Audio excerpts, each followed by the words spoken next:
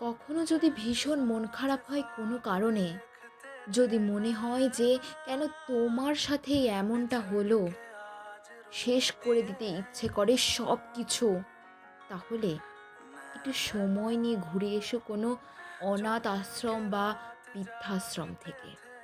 তাহলে বুঝতে পারবে যে এতগুলো মানুষ কোনো না কোনো কারণে স্বজনহারা। কিন্তু তাই বলে কি তারা বেঁচে নেই? তা কিন্তু নয়। ওরাও বেঁচে থাকে হয়তো শত কষ্টের মাঝে। আর না হলে ছুটে চলে যাও কোনো খোলা মাঠে। দেখবে কত রং বেরঙের পশু বা পাখি।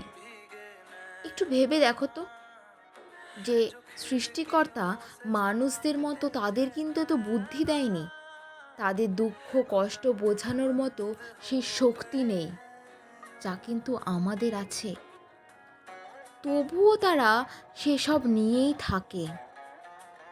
আবার কোনো সমুদ্রের পাড়ে গেলে বুঝতে পারবে যে জীবনটা আমাদের ঠিক ওই সমুদ্রের মতোই। কখনো বিশাল ঢেউ এসে সব উলটপালট করে দিয়ে যায়, তো আবার কখনো শান্ত স্নিগ্ধ হয়ে বেয়ে চলে, শুধু থেমে যায় না।